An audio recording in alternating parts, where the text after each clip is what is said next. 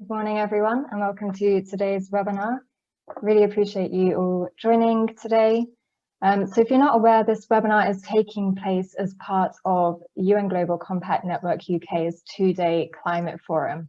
So the forum has been taking place over the course of yesterday, and it's continuing on to today.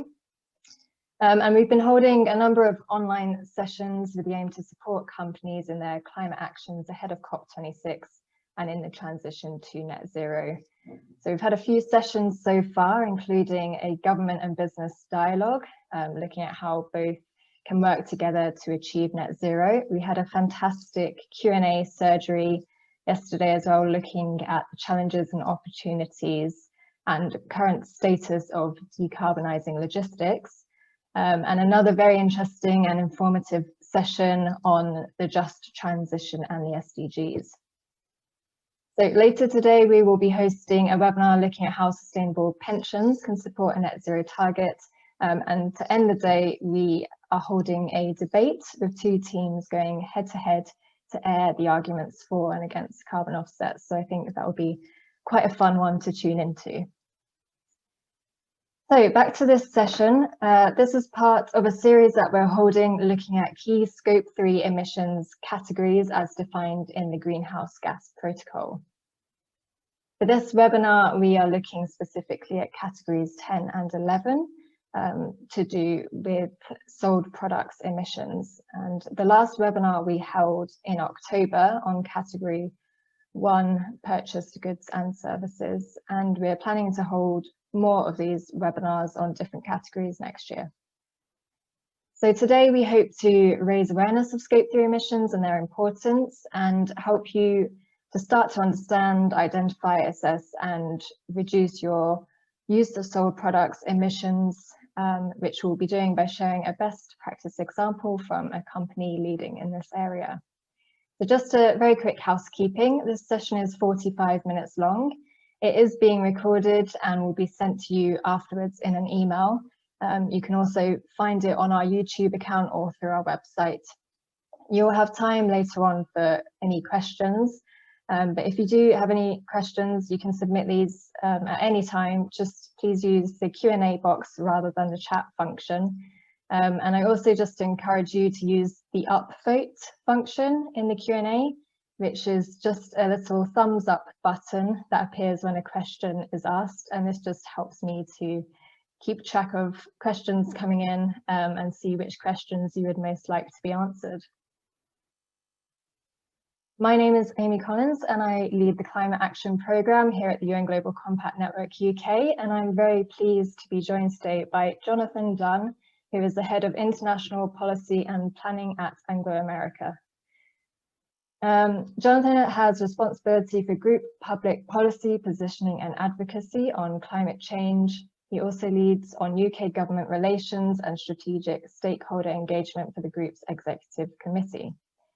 Previously, he served as a British diplomat for 21 years and led the UK government's work on the 2016 Olympic and Paralympic Games, which earned him an OBE. So it's a very interesting and impressive background you've got there. So yeah, we're delighted for you to join us and kindly agree to share Anglo American's experience and your approach to Scope 3 emissions. So look forward to hearing more about that in just a moment. So very briefly, for those of you who are not familiar with the UN Global Compact, it's the world's largest corporate sustainability initiative. We have over 12,000 businesses and 3,000 non-businesses participating. And it was launched 20 years ago to establish universal values among businesses around the world. And we ask companies to align their operations and strategies with 10 universally accepted principles in the areas human rights, labour, environment and anti-corruption. Today, the UN Global Compact has networks in around 68 countries who help to support businesses at the local level as well as the global level. Here in the UK, we carry out a range of work and activities to support the 10 principles, and specifically we have programmes dedicated to the global goals, business and human rights and climate action. So if this is new to you, I just encourage you to look at our website or get in touch with us. So why are we looking at Scope 3 emissions today? Well, I think it's fair to say that for many companies, Scope 3 emissions represent the greatest source of their total emissions. So this does present significant opportunities to influence emissions reductions, and why it's so important for these emissions to be considered. And when it comes to setting targets such as net zero or science-based targets, which many companies are now doing or they're looking to do, these emissions will need to be addressed. And of course, there are numerous benefits for companies associated with measuring and reducing their Scope 3 emissions, such as cost savings, to build resilience, improve products, and help customers and employees reduce their emissions. But because essentially they are emissions from sources that a company does not own or control, they can present the greatest challenge to reduce them. So on that note, I am pleased to welcome and hand over to Jonathan, who will elaborate more on this topic and share insights on how his company has tackled these emissions. Amy, thank you very, very much. Good morning, everybody. Thanks to the UN Global Compact for inviting me and inviting us as Anglo American to talk about our journey. And I think the first thing I'd say, Amy, is you said how we've tackled it. I mean, the really crucial thing is we're still learning. We've still got a long way to go. And I think that will become evident as we go through this deck. I'd also just put one caveat on at the beginning. As you described in my background, I'm not a technician on this area. I understand a lot of it, but as we go through it, you'll see just how complex it can become. And as a consequence, there may be, I don't know what the variety of people on the call is like, but if there are people who are very technically minded, you may ask questions I'm unable to answer. In that case, I apologize and I will make sure that you get an answer. But just to put that caveat, could I have the next slide, please? One of the things that, and so this is what I'm going to talk through, and it seems like quite a long way to get to the answer of what we're doing, which is right at the bottom of tackling Scope 3 emissions. But the crucial thing is that the context is really, really important when you're talking about Scope 3. The nature of the company, the nature of the supply chains, the value chains that you're in, and so we're going to talk through a little bit about Anglo American. I'll do that very, very quickly, and I'm very happy to go into detail if people want in due course.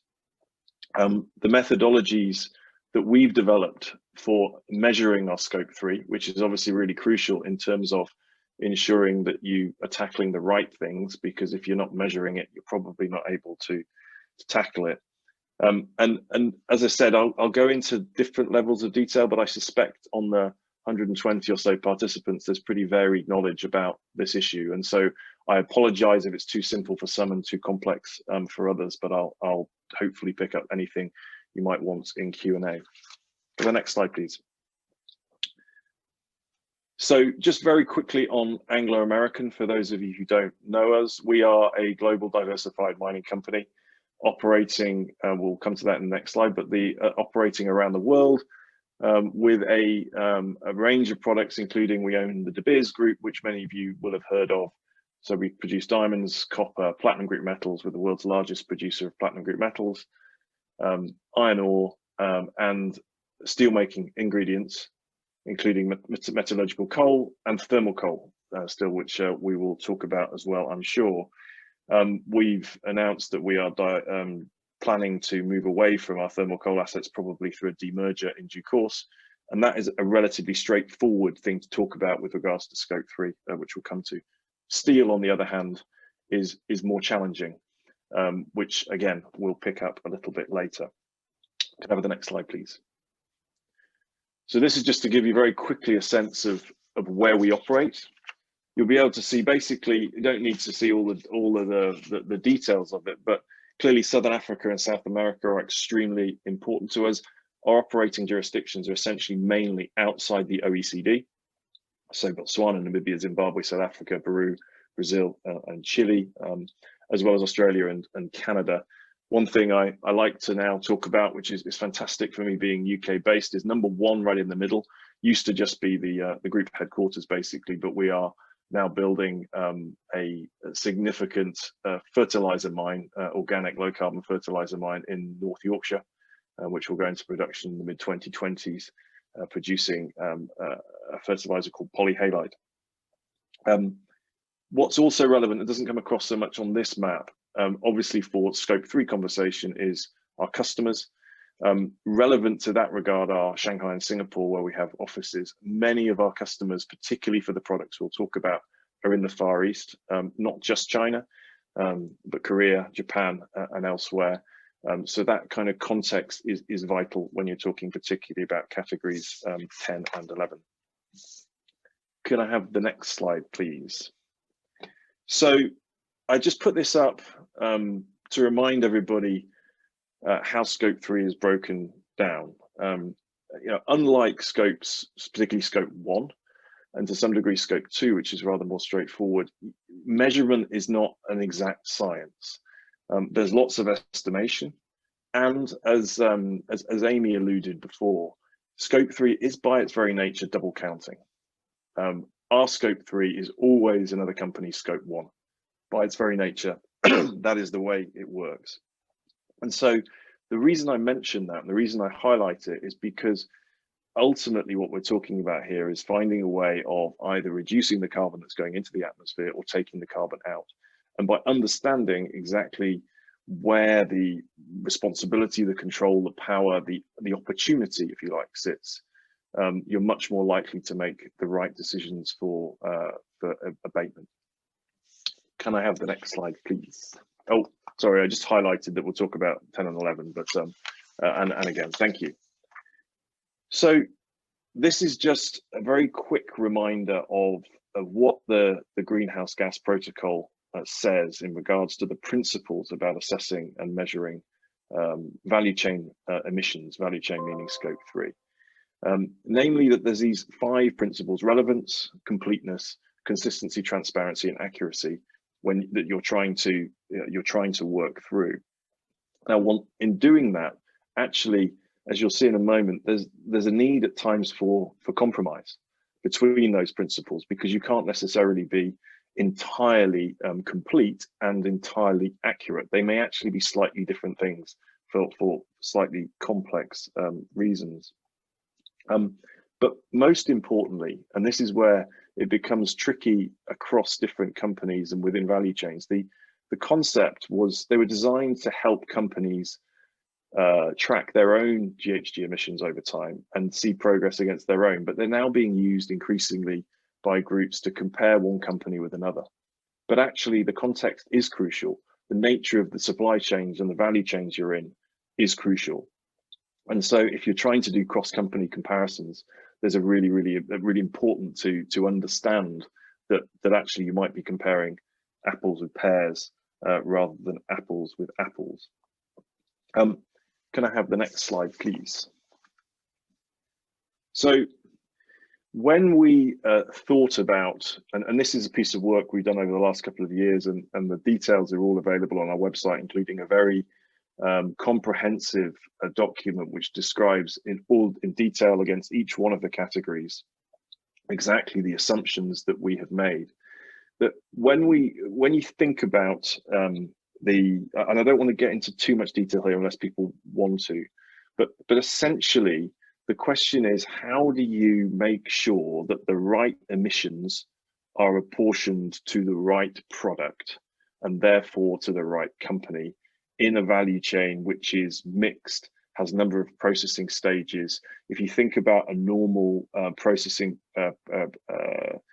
chain for any of the metals or minerals we produce, it is not simply we dig it out of the ground and we sell it to a consumer. There are multiple steps and questions as to where the emissions sit, what are the things that drive those emissions, how you can adapt to them is really crucial.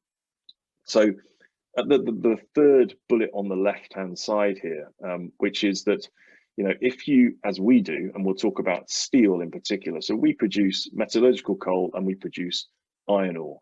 Right now, those are the absolute backbone of making steel, and steel is vital for the socioeconomic development of essentially every country, but particularly in the developing world.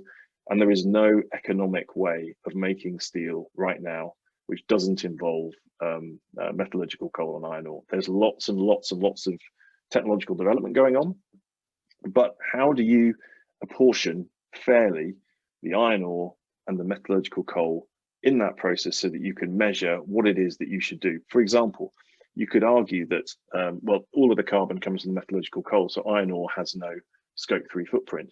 But the iron ore that you'll produce is essentially worthless because you can only get value from it if you're combining it in some ways with metallurgical coal. Just one particular example. So what we've tried to do is pull out and then apportion into different categories and buy the different commodities exactly where those emissions should sit, so that we can then understand more fully where interventions might be most appropriate. And as the questions on the right suggest, the real challenge here is there are the greenhouse gas protocols, which are designed for all sectors, rightly so, but there's no industry standard for calculating Scope 3 emissions for mining companies, diversified mining companies such as ourselves. So if you talk to BHP, if you talk to Rio Tinto, they will do it slightly differently to the way we do it. Now, for good reasons as well, and I'm not suggesting one is necessarily better than the others, it's different, but it makes comparison difficult. So balancing those principles, as I mentioned before, is really, really critical. Can I have the next slide, please? So this is just a slide, and I won't go into huge detail again unless people want to, but these are the sort of three options we considered as to how you might measure. So on the left-hand side, you assume essentially that there's a single customer. So all of your product goes into a single customer. The emissions from that customer then are your emissions, if you like, your Scope 3 emissions. Well, that's incredibly simplistic and really risks missing, because you won't capture all of that. You'll undercount significantly for various reasons. The second one is on the right-hand side, is commodity accounting. So you'd say, well, if I sell a ton of iron ore to or a ton of steel is produced from that steel company, then all of those emissions go to the iron ore that I sold there. Well, that inevitably then double counts, because you'll have it both for the iron ore and for the met coal. So we went for this middle version. Now, the problem with the middle version is it is complex in that you have to understand all the different process stages of producing steel, and then work out by various different ratios, which are described in the document I talked about, how you apportion those emissions in the right way so you can really understand what the drivers are. So that leads us on, gives you a sort of build up to what our Scope 3 emission footprint is. And I'll pause there for a moment because it's striking, right? It's 94%. Amy said at the beginning about 80% of some companies' footprints is Scope 3, or 94% of our Scope 3 footprint is attributed to the processing and use phase, categories 10 and 11. And of our overall footprint, it's about, I haven't done the maths in my head, but roughly 90% of our overall emissions are Scope 3. So 94% of 90% is use and processing of sold product. Now, to unpack what I was saying about the apportionment, in the processing emissions, our category 10 emissions, therefore, are dominated by iron ore. Why? Because actually what you've got is you've got the processing, the use of iron ore, the end stage, if you like, is much less than the stage where you're using the coking coal to produce the raw steel, if you will. So it falls mainly in processing. Whereas the use, we only for Scope 3, we don't go all the way to the use, for example, of you driving a car. The emissions coming out of that car are not apportioned to our Scope 3, but the processing of the steel into something that the automotive, or the use of the steel rather, from going from raw steel into steel that would be used by the automotive sector, are apportioned to our Scope 3, and that's where the red bar would be in categories 11.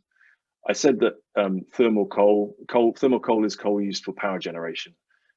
That's pretty easy to apportion, because obviously you burn the coal to generate the power, therefore its use, and that is the black bar. And then the blue metallurgical coal. So again, you have to understand the way in which steel works, or the steel production process works. One is to use the coal in order to to generate the heat. The second is you need a carbon reductant to turn iron ore into iron. That's why you've got a differentiation in the blue bar of metallurgical coal.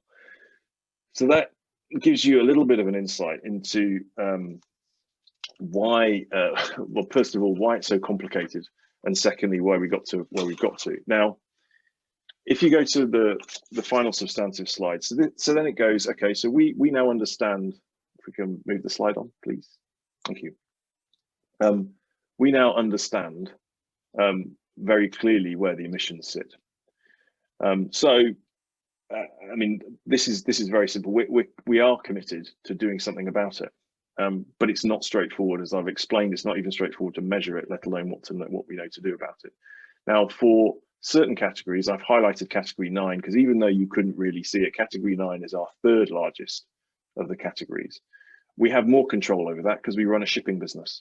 So what can we do to reduce emissions in shipping and ideally eliminate emissions in shipping, which we are working towards as part of the Global Maritime Forum. We announced a contract recently for LNG fueled vessels, which will reduce very dramatically our footprint in the medium term, but for the long term, we're aiming for zero emissions. But as Amy said at the beginning, categories 10 and 11, while those graph bar charts looked huge, we are a relatively small player in the steel sector. I worked out that I think we produce something like 60 million tons of iron ore, for example, a year, which sounds like a lot. But the leading companies produce over 300 million tons a year. So that's not to say we don't have any influence or any power, but it's also we're a relatively small player in a very, very big industry. But our starting principle, as I talked about before, is that we look at the most effective means to actually reduce the carbon going into the atmosphere. So there's something we can control.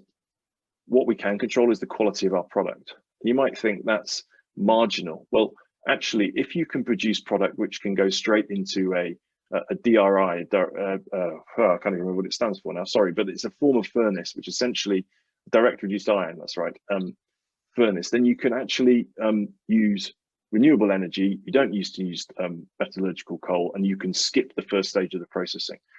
Now, that requires a very particular type of iron, an iron ore, which is not common. There's some work you can do to get there. But even if you take it back a stage and you're still putting into a blast furnace, you can produce an iron ore and a metallurgical coal, which is significantly more efficient. So per ton of steel, you're producing less carbon. So we're doing that, and we're working both with our customers and our own internal technological people to get that to get the quality of our product as high as it can possibly be through blending and processing and what have you. And then it's the question of, well, the stuff that we can't do on our own, we clearly have to build partnerships, and we have to work with other companies, most obviously our customers, but also others. So I'll give you 3 examples here. The first is that actually we need to be part of a conversation around developing technologies that will eliminate ultimately the carbon from the steel value chain. If we take through an Anglo American perspective, moving away from thermal coal, so thermal coal will not be part of the issue for us for the medium term. But steel remains, and part, sorry, just to complete that thought, clearly there is an alternative way of generating electricity which is at scale and is economic, and we've seen it rolled out. That's the logic there. There is a need to move away from that thermal coal production and use in a way which is responsible for the communities that depend upon that. But the trajectory is clear. What isn't yet clear for the steel sector is exactly what the end point is. People talk about recycling, and recycling rates are going up, but there is still a need by any projection that you look at for very significant quantities of virgin steel. And there are various different technological hurdles to getting there. Lots and lots of excitement about hydrogen, and we're a significant part of the conversation about hydrogen. We've been a founder member of the Hydrogen Council and are involved in developing hydrogen for our own use inside our own operations. Well, what can our learning about using hydrogen in our own operations perhaps contribute to conversations with our customers about how they might use hydrogen? And we're starting those kind of conversations. The second, as I said, that's about reducing the carbon that goes out of the steel industry. Second is, what about taking it out? So carbon capture, carbon use, various different nature-based solutions.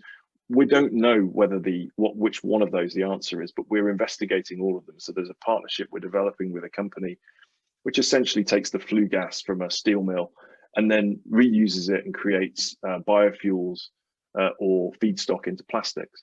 Now, again, that's not going to solve the whole problem, but it could be part of the answer, and it's slightly more flexible, slightly more manageable than storage, which requires the geological, normally requires the geological specificities that are particularly helpful, if you like, or attractive for storage. And then finally, I talked about those tend to be with customers, those kind of partnerships. But the other one is that actually it's getting the whole of the value chain together to try and understand what solutions might look like. And so, for example, I mentioned this IIGCC group, which we've been part of, but actually that sort of concept is really, really important, because none of these issues are cost-free. So somebody somewhere needs to be willing to pay, and clearly we've said we're committed and we are investing. I know the steel companies are investing, but steel is a business with very thin margins. Investors need to be part of it, but ultimately there's a question for consumers and the real value for consumers dragging through demand for zero carbon products. So we don't have all the answers. We don't have all the solutions by any means, but we're on that journey. And I will pause there, and I'm sorry if I've spoken a little bit too long, Amy, but any questions, I'm very, very happy to do my best to answer them. I think there's some in the chat which I can have a look at. Thank you very much, Jonathan. It was interesting to hear, and thank you for your honesty. It's good to hear how much you've been doing so far, but that you're still on a journey. So we do have some questions coming in. I think we can start I can take off. them if you want. Yeah. Yeah, I think maybe we can start off with more of an introductory question that's come in. Sure. So has Anglo American measured all 15 categories of Scope 3 sources? Do you measure on a regular basis, or have you narrowed down the scope of measuring? No, we've measured them all, so you can go and look. I mean, that graph had all 15. The reason you can't see them on the graph is that they're so much smaller than the categories 10 and 11. But no, we measured them. What I say measure, I'd call it almost it's detailed estimates rather than measuring. You have to use so many conversion factors and what have you. It's a slightly different process. But we completed that detailed inventory for the first time 2 years ago, or based on 2 year ago figures. But we will, of course, we have to continue to update that and report on it. It's expected of us, I mean, by our investors as much as it's important to us to have the data internally. Great. And what is your base year?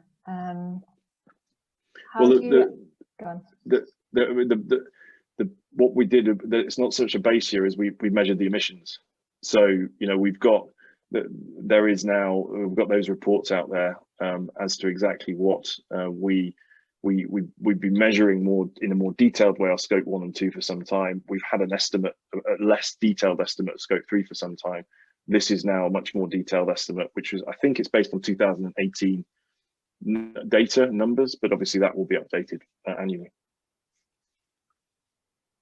You spoke a bit about some of the collaboration you've been doing on that last slide there.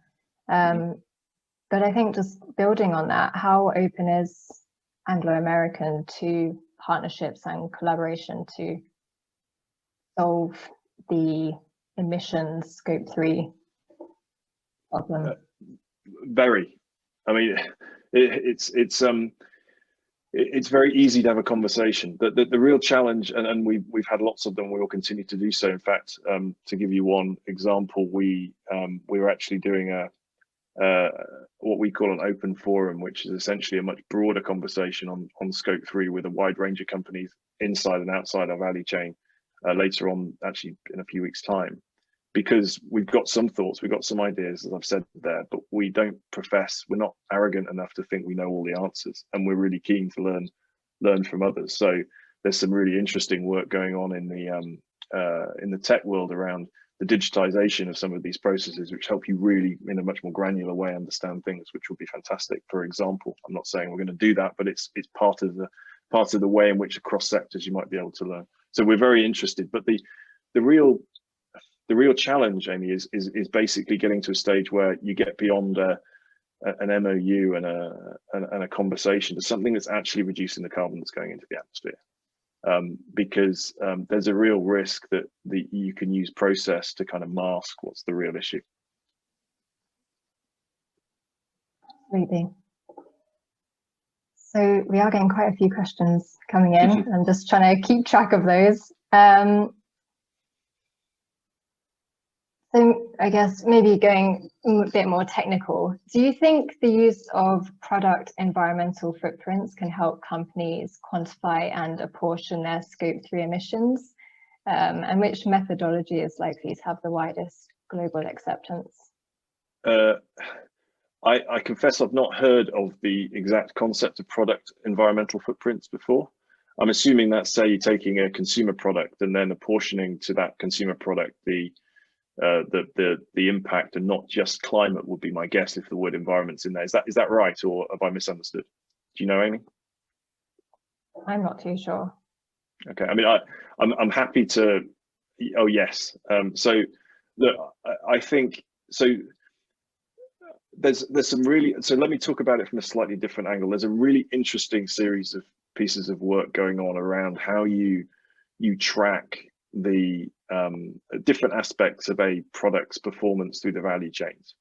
And using carbon as a very easy example of this, but ultimately it could expand to many other things. The questions of provenance are very prevalent in the agriculture sector, for example, or for others. And there's a logic that says actually people are really interested in knowing where the battery minerals in their iPhone have come from, or the steel in their car, or whatever it might happen to be, and being able to understand that those products have been produced in the right way, both environmentally and in a wider sustainability sense.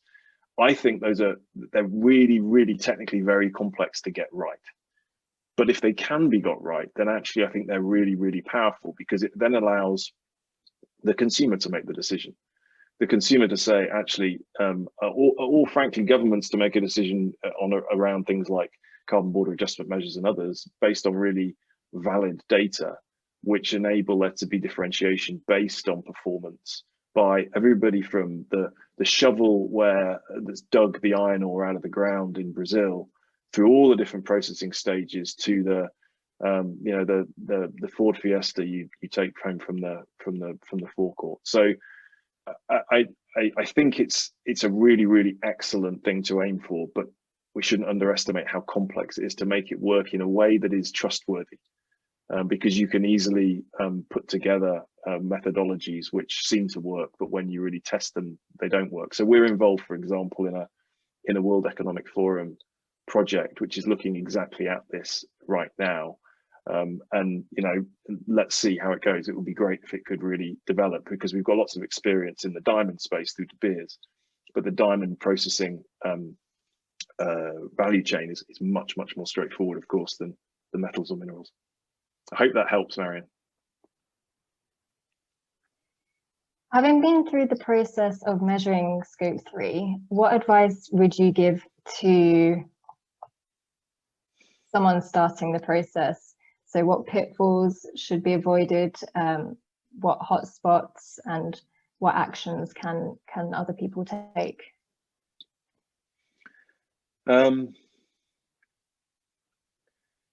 That's a really difficult question to answer, because the context is critical to that, and that's why I spent so much time explaining about Anglo American. We kind of, I think we would have said we pretty much knew where the hotspots were going to be before we started. It's not, as a coal mining company, it was not difficult to know that coal was going to be a significant part of the Scope 3 question, but I think spending time understanding the nature of your inputs and the nature of your outputs and the use of your outputs, if that's pretty poor English, but I hope you understood what I mean, is a really good starting point to just quickly understand. Because if you've got inputs which are, I'll give you one example, which I don't know how it how it works out, but if you are a renewable energy producer and you're building windmills off the coast of the north of England, which is pretty common, where's the steel coming from? And what's the input into that steel? And what are the emissions associated with it? I mean, just as a thought, because ultimately we need to be starting to think along the whole of value chains and really working collaboratively, because there's a risk that there's a misunderstanding of the way in which emissions are apportioned. And so that question of simply just asking simple questions about different inputs and outputs, I think is probably a good place to start. I hope that's some use.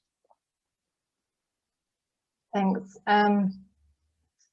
Fairly similar question, which you might not have the direct answers for, but could you recommend any available tools for businesses to use to begin measuring their Scope 3 emissions? Again, that might be a bit too specific, let me come back to, I'll send you an answer on that one, Jeffrey, okay, via Amy. I don't know specifically off the top of my head.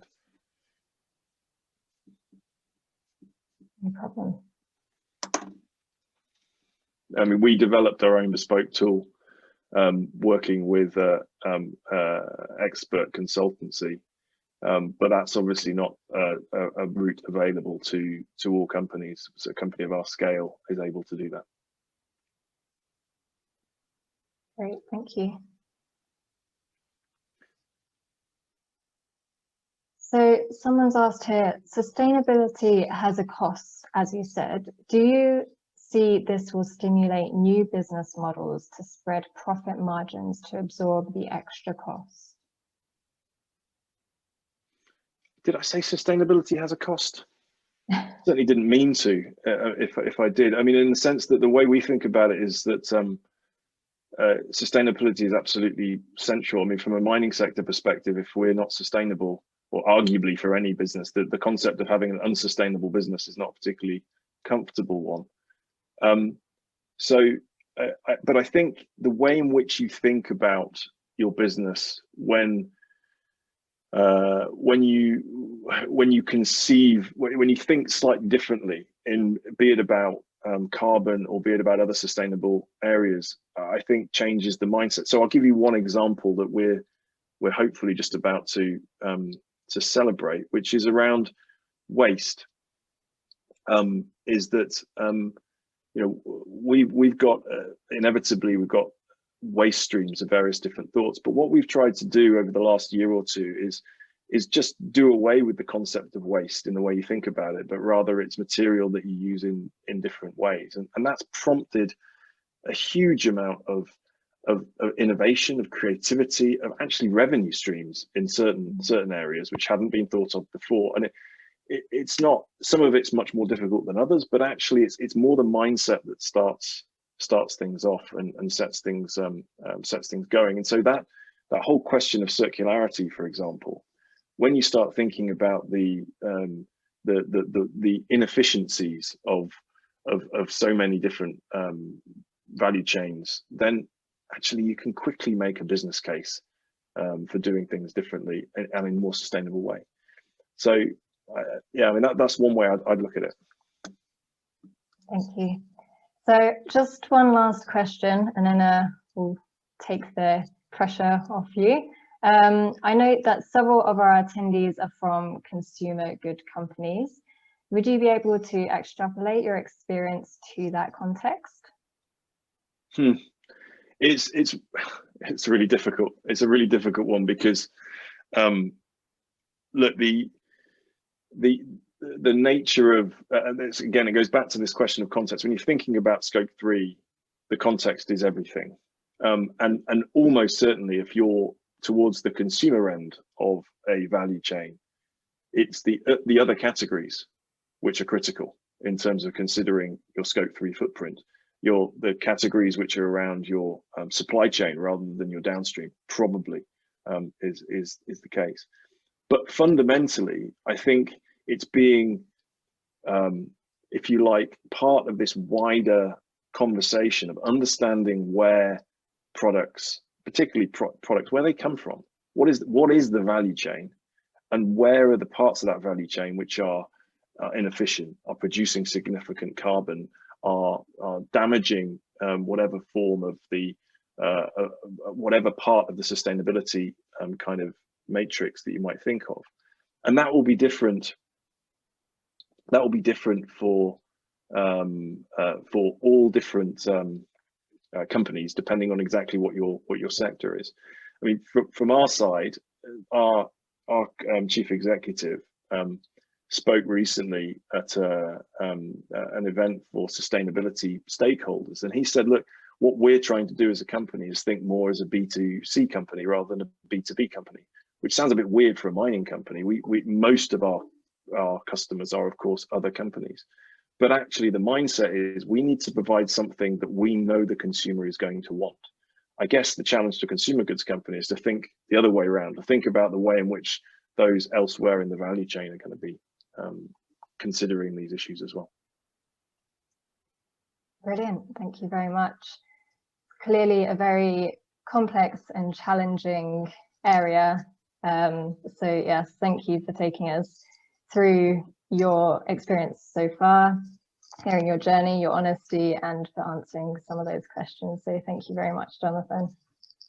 No problem. Thank you very much for having me. Of course. So just very quickly, as we're nearly at the time to end, I mentioned the climate forum that we're currently holding. So I've already spoken about some of these sessions that we held yesterday. And we've got a couple more coming later today. So one on sustainable pensions, where Richard Curtis, the filmmaker and CEO of Making My Money Matter, will be joining us. And then the debate to close the whole forum, which I'm sure will be very, very exciting as we argue for and against carbon offsets. And then I just wanted to highlight a webinar that we've got coming up in December, looking at scope 3 emissions, but in the context of science-based targets. So lots going on. Yes, thank you everyone for joining. Thank you very much, Jonathan. As I said, this has been recorded and it will be sent to you afterwards, and it will also be available on our YouTube account and through our website. So thank you, everyone.